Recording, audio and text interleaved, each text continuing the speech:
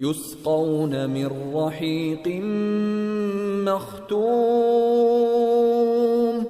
They will be given to drink pure wine which was sealed.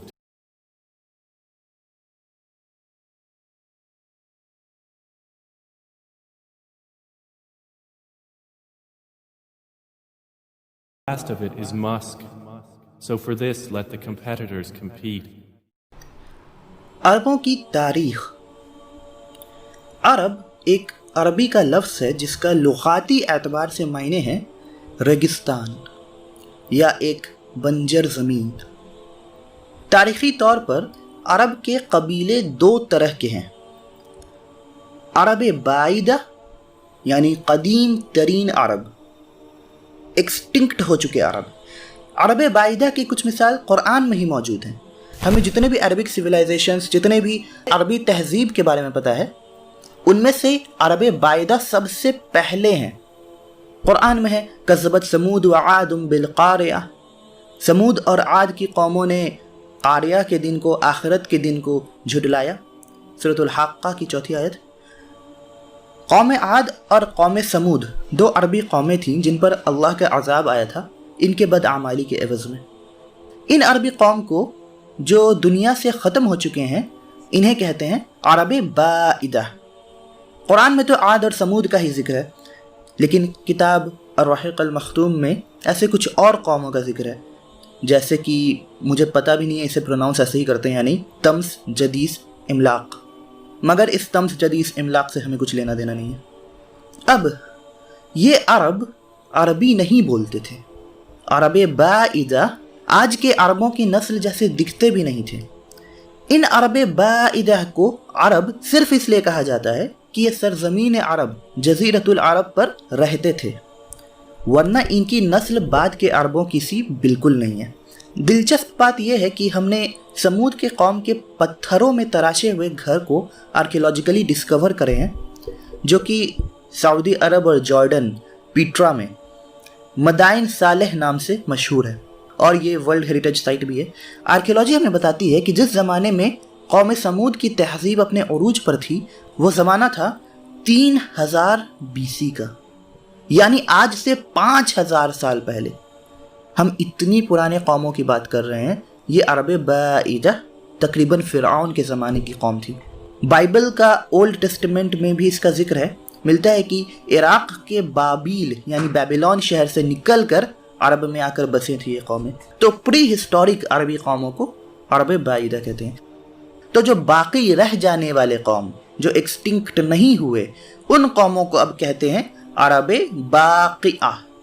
اب یہ عرب باقیہ بچی ہوئی قومیں پھر دو قبیلوں میں بٹے ہوئے ہیں. اب یہ دھیان سے سنیے.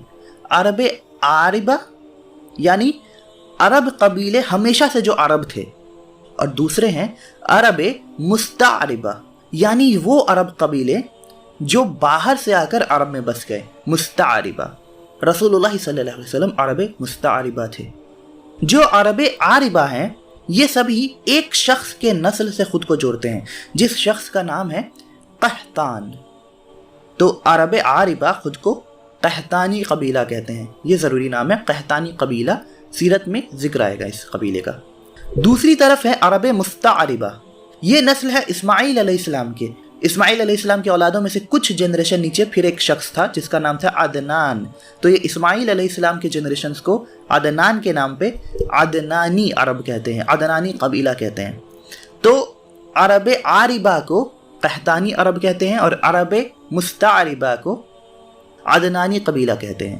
اب یہ یاد رکھنے کی چیز ہے، قحطانی قبیلہ اور عدنانی قبیلہ، ان کا نام سیرت میں آئے گا. ہم کسی بھی کردار کو جب سیرت النبوی میں دیکھیں گے، ہر ایک کردار، ہر ایک اگر وہ عربی ہے تو یا تو وہ قحطانی ہوگا یا پھر وہ عدنانی ہوگا. ہمارے رسول اللہ صلی اللہ علیہ وسلم کس قبیلے کے تھے؟ آف کورس وہ اسماعیل علیہ السلام کے نسل سے تھے، یعنی کہ وہ عدنانی تھے.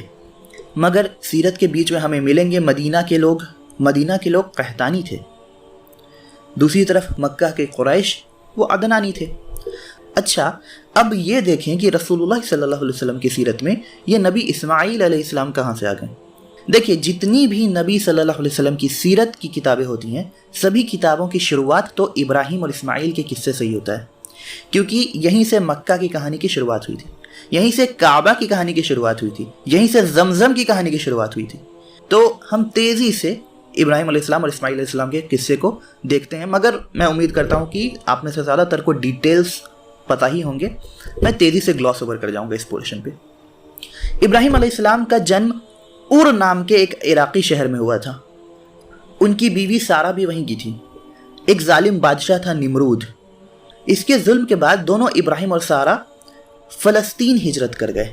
یہی وجہ ہے کہ بنی اسرائیل کی ساری تاریخ فلسطین اور یروشلم کے ارد گرد گھومتی ہے۔ ایک دفعہ ابراہیم علیہ السلام اور سارہ مصر یعنی ایجپٹ گئے تھے۔ وہاں اس دور کے فرعون، موسیٰ علیہ السلام کا فرعون نہیں، موسیٰ علیہ السلام کے زمانے کا فرعون الگ ہے، اس زمانے کا ابراہیم علیہ السلام کے زمانے بھی فرعون ڈائنیسٹی ہی چل رہی تھی۔ اس زمانے کے فرعون نے سارہ علیہ السلام پہ بد نظری کی، بدسلوکی کی، اور سارہ علیہ السلام نے فرعون کے خلاف اللہ سے دعا کیا، اور دعا مقبول ہو کر فرعون کے ہاتھ کو بے حرکت کر دیا۔ پھر فرعون کو احساس ہوا کہ یہ کوئی عام خاتون نہیں ہے۔ فرعون نے سارہ علیہ السلام سے گزارش کیا کہ وہ اللہ سے دعا کریں کہ وہ ٹھیک ہو جائے، اور سارہ نے دعا کیا اور فرعون ٹھیک ہو گیا۔ اس احساس پر فرعون نے سارہ کو آزاد کر دیا اور کچھ خزانے کے ساتھ انہیں ایک غلام خاتون تحفے میں دیا اور دے کر روانہ کر دیا۔ یہ غلام خاتون کا نام تھا ہاجرہ۔ تو اب سارہ، ان کی غلام خاتون ہاجرہ اور ابراہیم علیہ السلام تینوں ہی ملک فلسطین واپس لوٹ گئے۔ اب مسئلہ یہ ہوا کہ سارہ علیہ السلام بانجھ تھی اور بوڑھی بھی ہو چکی تھی، تو انہوں نے حضرت ہاجرہ کو ابراہیم علیہ السلام کے پاس پیش کیا بطور بیوی، تاکہ حضرت ابراہیم علیہ السلام کے اولاد ہو سکیں۔ اور حضرت ہاجرہ اور ابراہیم علیہ السلام کو اللہ نے بیٹا عطا کیا، جس بیٹے کا نام تھا اسماعیل۔ ویسے ایک حدیث بھی ہے رسول اللہ صلی اللہ علیہ وسلم کی، جو بعد دور نبوت صحابہ کے ہاتھوں فتح مصر یعنی ایجپٹ کے وکٹری، ایجپٹ کے کانکویسٹ کی پیشن گوئی کرتی ہے۔ اس حدیث میں رسول اللہ صلی اللہ علیہ وسلم نے مسلمانوں کو ہدایت یافتہ کیا کہ جب تم مصر کو فتح کر لو گے تو ان کے ساتھ صلہ رحمی کرنا، کیونکہ تمہارے اور مصر کے لوگوں کے بیچ رشتہ داری ہے۔ یہ رشتہ داری کا ذکر حضرت ہاجرہ علیہ السلام کی جانب سے، جو کہ رسول اللہ صلی اللہ علیہ وسلم کی کئی جنریشن اوپر ایک دادی ہوئی۔ تو رسول اللہ کہتے ہیں کہ اے مسلمانوں، تمہارے اور مصر کے لوگوں کے بیچ رشتہ داری ہے۔ اب جب اسماعیل علیہ السلام ایک شیر خوار بچے تھے، اللہ سبحانہ و تعالی نے ابراہیم علیہ السلام کا امتحان لیا اور انہیں حکم دیا کہ جاؤ ہاجرہ اور اسماعیل کو عرب میں چھوڑ آؤ۔ آپ کو شاید یاد ہو اس ویڈیو کے پہلے سینٹنس میں نے کہا تھا عرب کا بلاغی طور پر مطلب ہوتا ہے ریگستانی بنجر زمین۔ تو اللہ کا حکم تھا کہ اسماعیل اور ہاجرہ کو ایک ریگستانی بنجر زمین میں چھوڑا، اور حضرت ابراہیم علیہ السلام شدید غم کے ساتھ حکم پر عمل کیے۔ ابراہیم علیہ السلام جنوب کی اور ساؤتھ کی اور سفر طے کیے، اور اللہ کے حکم کے مطابق ایک ایسی بنجر پہاڑی زمین پر انہیں چھوڑ دیا، جو زمین آج دنیا کی سب سے زیادہ زیارت رافتہ زمین ہے، المکہ۔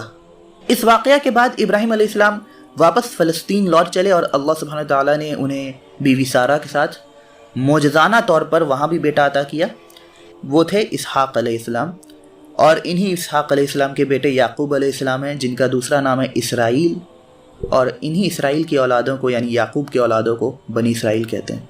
دوسری طرف ادھر مکہ میں حضرت اسماعیل علیہ السلام کے اولاد بنی اسماعیل کہلاتے ہیں۔ انہی بنی اسماعیل میں سے حضرت محمد صلی اللہ علیہ وسلم بھی تشریف لائے تھے۔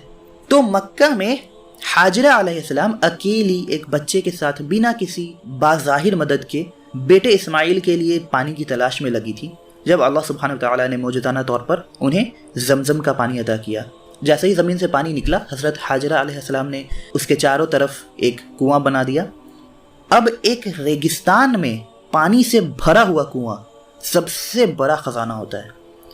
تو ایک قحطانی قبیلہ، جرہم نام تھا اس قبیلے کا، ایک قحطانی قبیلہ مکہ کے پاس سے ہو کر گزر رہا تھا، تو یہاں ایک کنواں دیکھا، اور دیکھا کنواں کے ساتھ کوئی بسیرا نہیں ہے۔ ایسا دیکھ کر حیران ہو گئے، اور انہوں نے ڈیسائیڈ کیا کہ اب ہم یہیں بس جاتے ہیں، کیونکہ آپ یاد رکھیں اس زمانے میں کوئی بھی ریگستانی قبیلہ جس کے پاس کنواں ہو وہ خود بخود امیر ہو جاتا ہے۔ ہر تجارتی مسافر ان کنووں سے ہو کر ہی گزرتے ہیں۔ تو حضرت اسماعیل علیہ السلام جن کی نسل تو عراق کی تھی، مگر یہ عرب میں ہی بس گئے اور جرہم قبیلے میں ہی ان کی شادی بھی ہوئی۔ انہی اسماعیل علیہ السلام کے نسل سے آگے تقریباً 7-10 جنریشن بعد عدنان نام کے شخص آئے، انہی کے نام پر عدنانی ٹرائب یا عدنانی قبیلے کا نام پڑا ہوا۔ مگر باوجود اس کے عرب مستعربہ یعنی عدنانی عرب بالکل سینٹرل عربیہ میں سیٹلڈ ہوئے، حجاز کے بیچوں بیچ، اور جو بھی قحطانی عرب تھے نا وہ زیادہ تر یمن کی طرف، جنوب کی طرف، صدرن عربیہ میں سیٹلڈ تھے۔